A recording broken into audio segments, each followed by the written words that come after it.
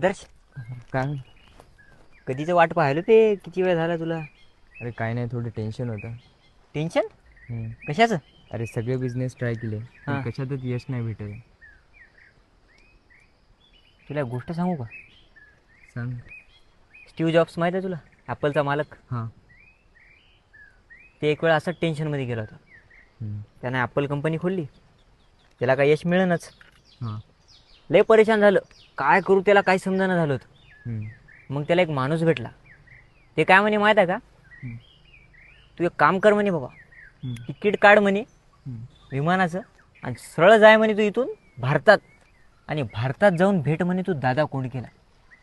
त्याला वाटलं आता, कारण परेशानीत माणूस ऐकते ना कोणाचं बी, हां. तर त्यानं ऐकलं आणि ते आलं बा भारतात.